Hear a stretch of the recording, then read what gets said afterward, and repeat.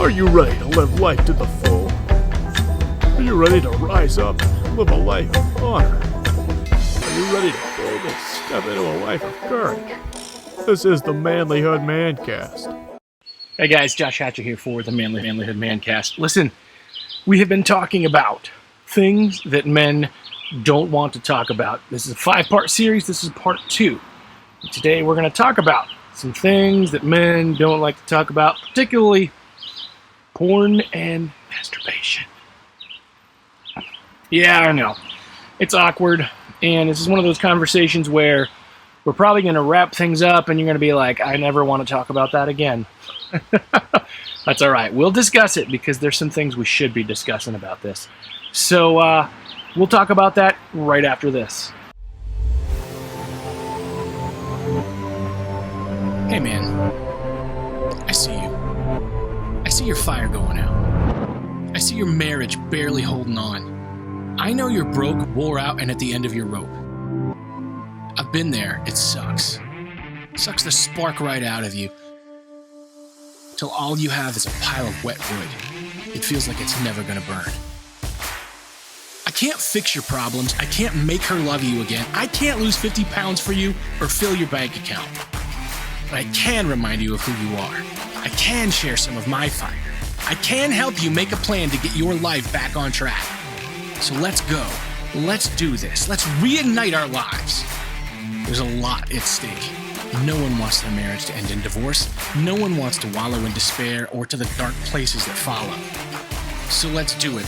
Let's reignite our lives. Let's reignite our passion, our marriage, our health, our career, our dreams, our mindsets. Get reignite today.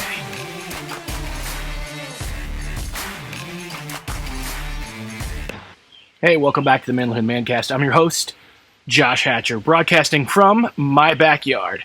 So you might hear some chipmunks or some birds or a car driving by. That's okay.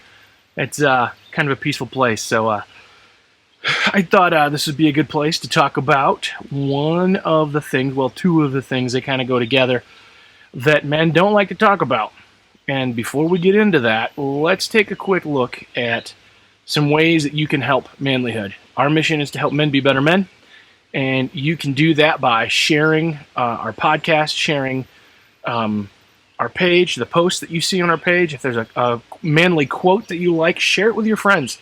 But you can also visit our manlihood.com store. So if you go there, you can get a Manlihood shirt like the one I'm wearing, or you can get a Manlihood hoodie or something like that, or some of the books or resources that we've created so that you can learn more and become a better man. We want to help you do that, and we want you to help others do that. That's kind of our mission, is spreading that around and seeing who all we can help to level up in their manhood and in their masculinity in a way that is noble and right and good.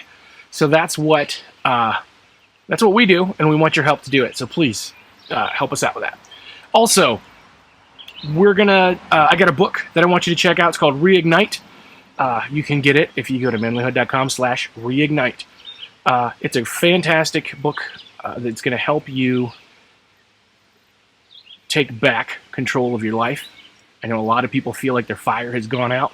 I want to help you. I want to help you with that. I want to help you do what I did, which is get that fire back in your life. So again, manlihood.com/reignite. Please grab a copy today. So, things that men don't want to talk about. We're going to talk about pornography and masturbation. Let's, there's a couple reasons that men don't want to talk about this. And I think the first one is because we don't want anybody to know, we don't want anybody to tell us we shouldn't do it, right? I know a lot of men that are in that boat. They're going to do what they want to do, and who are you to tell me what I can't do? So it's easier just to not talk about it. And the other thing is they don't want people to know they do it. So there are two things that we need to really weigh and evaluate as we talk about this subject. First of all, I want you to know and understand I'm not a prude, and I'm not here to tell you you have to live according to my values. It's not my place. But I will tell you why I think that these things are not healthy and not good for you, and why we need to talk about them. Now, if you see the world differently, or if you think I'm just talking a bunch of smack and you don't relate to it, that's okay. That's fine. You have a right to that opinion, and you can take that up with whatever source of values that you have, but I just want you to hear me out. I want you to listen and understand why I say what I say. So, first of all, I believe that masturbation takes away your power. It might feel like a release or like a way to let off some steam or to clear the pipes. Guys, that is not how our sexuality is meant to be created. It's not what it's meant to do. It's not just supposed to be a release. We are not animals that just go and sleep with whoever we want or up on pillows or whatever animals do. Like, we're people, and our sexuality is for a purpose. And I believe that purpose is to create a family and to create a bond between a husband and a wife. That's what it's for. And if we use it, if we use it outside of that context, what we're doing is we're training our body to the quickest path to orgasm, the quickest path to gratification. And in doing that, that's actually harmful to healthy sexuality. We need to have some endurance. We need to be able to last a little longer. We need to be able to take the focus off of ourselves and put the focus on our partner. That's what sexuality is supposed to be. That's what it's created to be, what it's designed to be. So if we are doing whatever it is we do to just pleasure ourselves, that's not using sexuality in terms of love. That's self-love and self-gratification. And I think that it's a weaker, watered-down version of what it's supposed to be. And in the end, it rewires your brain to think and to operate that way. Napoleon Hill in his book Think and Grow Rich, which, by the way, a lot of the book has a lot of nonsense in it that I don't agree with, but it has a lot of good thoughts too. But it talks about this idea of transmutation of sexual desire, which sounds like mumbo jumbo.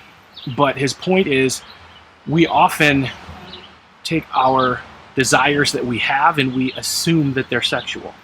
And we assume that, so then we chase after fulfillment or gratification, when what we should do is practice the art of self-denial. And we should then take that energy and we should refocus it into something else that's productive. Because we think, sex is, according to design, productive. It has something that it produces. It produces a bond in your relationship with your spouse. It produces children. It's a productive activity. But if we utilize it in a way that is not productive, we're wasting productivity. We're wasting energy that we could be putting into something that helps us grow, that helps us do better. So his concept is, just say no. Say no to self-gratification, and instead take that energy and that effort and put it into something that helps make your life better, which I think makes sense. There's a lot of people that will talk about that when it comes to the concept of no FAP. If you look up hashtag no FAP, you'll see a lot of guys who talk about the power that they get when they refocus that energy into something more productive and more powerful than just self-gratification. So that's part of it. But again, guys, in your relationship with your spouse, if you're married, I believe that that's what sexuality is supposed to be. It's supposed to be, it's not about you getting off. It's about you pleasing her, about you loving her and showing her love. And it's about her loving you. So you love each other and you please each other. And when that's your focus, sex is great. But when your focus is pleasing yourself, it's not. It's weaker, and it will not be as satisfying in the end. It doesn't operate according to its design. I can take a shovel and I can use it to try to hammer in a nail, and I will not have the results that I want. They're both tools, right? No. I can't dig a hole very well with a shovel. I could, but it's not going to go well. It's not going to be productive. It's not going to be efficient because it's not how it's designed. Sexuality is designed for something.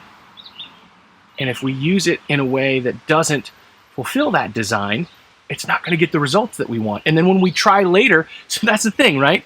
Let's say you use your shovel to hammer in a nail, and in the process you get your shovel all dinged up, and it's not sharp enough then to cut the grass later, right? We have to use the things we have according to their design, and they're going to get the best results. If we use them in a way that is contrary to their design, we will then have trouble getting the results that we want out of it later.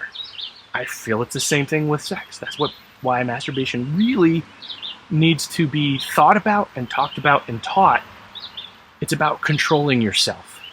Discipline equals freedom, right? That's something Jocko Willink teaches, that concept that if we want to be better at something, we discipline. We tell ourselves no. We do something hard. We train to get better. And I do believe that that's part of this process, guys. So again, don't send me 1,000 nasty messages about how it's okay if you beat the meat. I really don't care. I just know that in my life has gone better when I put it away. My life has gone better when I just chose to focus on my wife and pleasing her instead of pleasing myself. And I'd encourage you, it's not going to hurt you to try it. It won't hurt you at all. It'll be hard. Just like going on a diet is hard. Just like lifting weights is hard. It'll be hard, but you'll be better. There will be good results. So I just want to encourage you to think about that and try it. If you want to talk about it and it's uncomfortable to talk about out loud, I can hook you up with some guys that can talk about it with you. I'd be glad to talk about it with you. So that's the masturbation side of things. Yeah, how uncomfortable is this, right? This really is uncomfortable to talk about. Porn. It's harmful to men.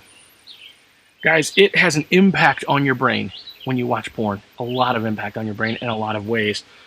And it impacts your emotions, and and it's addictive. And it can never be satisfied. And a lot of people are like, who are you to tell me what? I don't care. I don't care whether you agree with me. I don't care whether you don't. That's between you and your maker and you and your spouse. It's not up to you and me. But I'm just telling you what I know. And I know that when you look at the science, when you look at just what's happening in porn, it continues to get darker and darker and grosser and grosser and more damaging and more degrading. And how much degrading stuff can you put in your mind without it affecting you in the way that you think?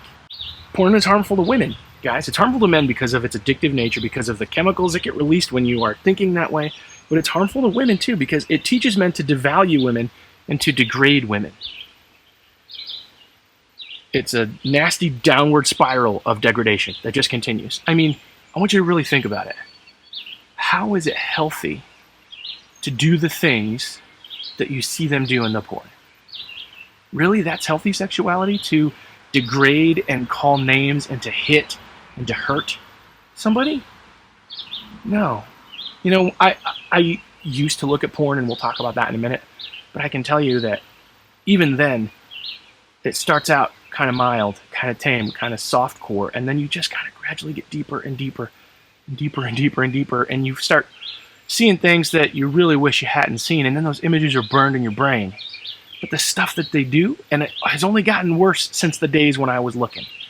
I saw an article about some of the most searched terms on Pornhub, and they were about incest, or rape, or forced sex, or humiliation, or underage, like talking about, I mean, it wasn't necessarily underage porn that they're searching for, but they're, like teachers with students and things like that, like where they're fantasizing about molestation.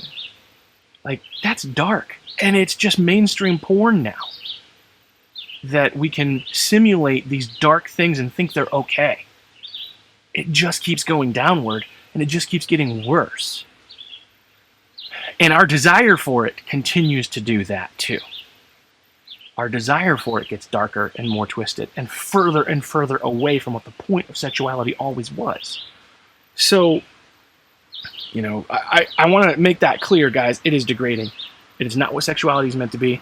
And I know a lot of people who have kind of grown up watching porn, and then they get married and they want a healthy sexual relationship, and the only thing they know about sex is what they learned in porn. And then they wonder why their sexual relationship isn't working, why they're having problems. Because the only thing they know is what they saw and what they learned, and that was not helpful or loving. It's dark and it's twisted. And then they have this relationship they don't understand because it's dark and twisted. And then they can't get pleasure unless it gets more dark and twisted. And it just keeps It's a mess, guys. It's a mess for men, and it's a mess for women. It's also harmful, guys, because the industry is saturated with human trafficking. Saturated with it. A lot of the women that look like they're enjoying it are not enjoying it. A lot of them have been drugged up and forced into this lifestyle, and they found that they were good at it, so they just kept doing it. And then they started making money to help fuel the drug habits that they've gotten into it, and they're basically being pimped out. I've heard from testimonies from many women who were in the porn industry who just talk about how dark and twisted it was, and how it basically started almost all, like many of them who started when they were underage, when they were 16, because they wanted the money, or someone, their older boyfriend told them it was good, and that's where it started for them. The other thing with sites like Pornhub, or I don't even really know a whole lot about different websites, to be honest with you, anymore, but sites like Pornhub or sites like that stuff, is that they like have user submitted content, and they don't filter it or screen it well. And so as a result, you've got, there was a woman who was 14 years old. Let me say that again. There was a girl. That matters. There was a girl who was 14 years old, and her video was leaked and put out there on Pornhub, where she had basically been kidnapped and raped. And then her video was put out there, and she saw it, and she kept asking for them to take it down, and kept asking for them to take it down, saying, I'm a minor, don't do this. And they just ignored it and kept it up. And like it would come up like really easily in the search results. And that's horrifying. You think that you're watching two people consensually having sex. But a lot of times you might be watching a minor being molested or raped or abused, or someone who, even if they are an adult, they are caught in this and they want out. Think about how many porn stars end up killing themselves or ODing on drugs because they hate their life. Like, that number is staggering, but you don't hear about that. Porn is harmful to women, and do you want that on your conscience? Do you want to be the person that is hurting people that way? I don't think you do. I don't think you want to contribute to sex slavery and human trafficking and the abuse of women. I don't believe that you want that. Or the abuse of children. I know you don't want that. So when I say that there's a reason that I don't support porn and masturbation, this is why. Now, I know, you guys know I'm a Christian, and so yes, my beliefs on sexuality are framed by that, are framed by my faith, because my faith has declared and established what the design is supposed to be for sexuality. And so yes, that's how I view things. You may not share that faith with me. I can't force you to see it that way. But I can tell you that in the Christian circles, the use of it is just as common. And in fact, the addiction to it is even more so, because there's another element that gets played into this, and that's shame. We do something we shouldn't do, and then we feel bad about it, so then we keep going back to it because it makes us feel a little bit better. I know that's a cycle that happens with other addictions as well, and it does that with pornography, where it becomes this thing that we don't want to do, but we do it because that little bit of a high makes us feel better about ourselves. And again, that happens not just in Christian circles, but it does happen a lot in Christian circles. So I just want to encourage you, and I want you to know and understand that you do not have to stay in that cycle, and you can break out of that cycle. You're going to have to talk to somebody in real life. You might need a counselor if it's deep and you're having a real hard time.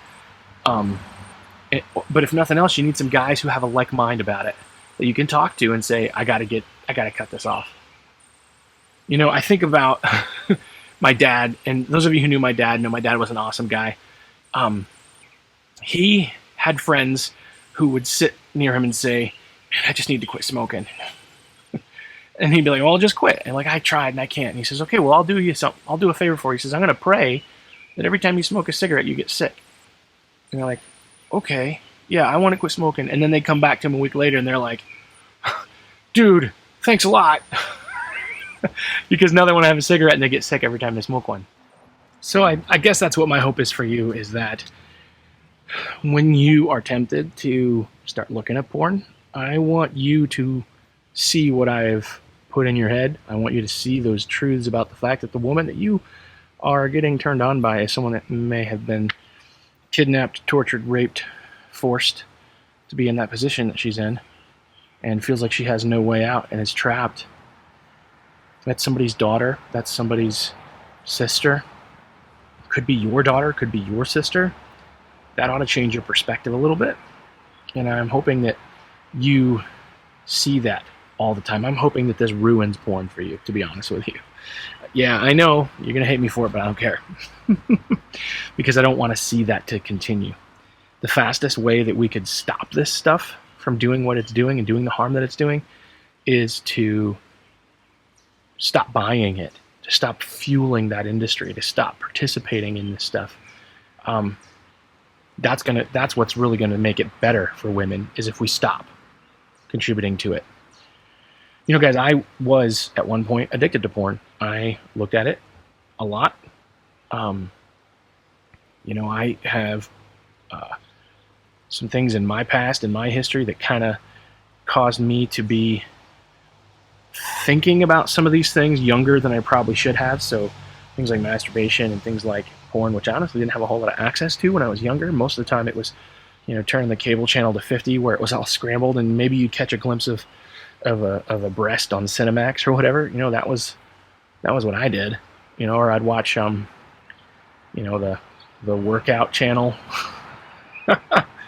You know, that was how I kind of grew up, or steal the Sears catalog and skip ahead to the bra section. You know, that was the access that I had until I, you know, grew up and went to college and got married, and then discovered the internet, and then I found a lot of stuff I shouldn't have, and it really had an impact on my marriage, guys. It was, it almost destroyed it. You know, I wasn't sexually interested in my wife because I had already taken care of business, and I didn't really fully understand the damage that it was doing, and it really did drive a wedge between us. She didn't know because I would lie about it, which made it even worse. And when I finally came clean, it was like a wound to her, a big wound, a deep wound, and it hurt her badly. And we had to work hard to overcome that.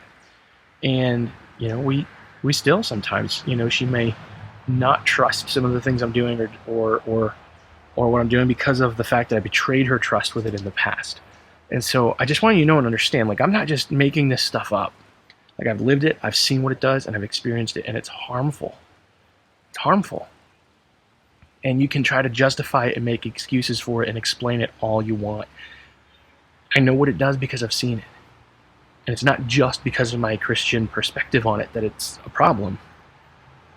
I want you to really think about what this does and how it works before you just dive into it, before you stay mired into it. Let's talk about this and let's look about it, because men, we don't like to talk about it. It's uncomfortable. This conversation is incredibly uncomfortable that I'm having with you right now, to be honest with you. But I know that it's one we've got to have, so I'm going to have it.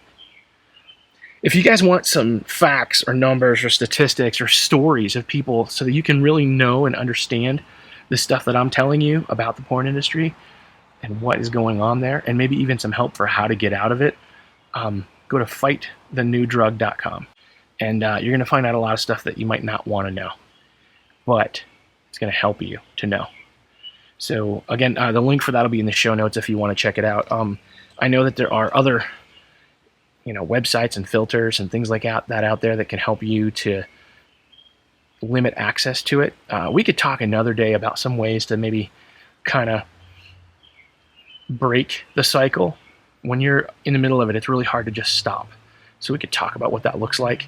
And maybe, but I will tell you, you need accountability. You need to change the way that you do things. You know, whatever your patterns are that lead you into those situations, you need to change them and do them differently. Because if you have a certain pattern in a certain place and a certain time and a certain, you need to know those things. Well, we could talk about that another episode one of these days. We'll get into the I think really the best way to fight it and to beat it, but I want to beat it. No, but I want you to know and to understand that you don't have to stay trapped in it and that it's not just harmless. Okay? Anyway, guys, that is part 2 of things men don't want to talk about. We've got 3 more to go, so stay tuned and we'll talk about more for our next episode. I really appreciate you guys sticking with me, listening to what we're talking about here on the Manlihood ManCast. Please, if this episode was helpful to you, if you want some advice, if you have any questions, feel free to reach out, manlihood.com@gmail.com. You can send a message to the guys in the Facebook group. We would be glad to talk with you any further if you want. Anyway, I love you guys. I care about you guys, and I look forward to seeing you next time. You want to be a better man? Check out our website, manlihood.com, for blogs, videos, and more from our Manlihood team. Men, you can also join our private Facebook group, Manlihood ManCast, where you can meet up with a band of brothers who will challenge you and help you on your journey of manhood. Be sure to check out all our resources at manlihood.com/store. This episode is produced by Thatcher Media for manlihood.com. Our manly theme music is from Austin Sterling and also from Mark Cruz. Sure to subscribe and leave a review on iTunes, YouTube, or whatever you're listening to. Tune in again for more of the Manlihood ManCast.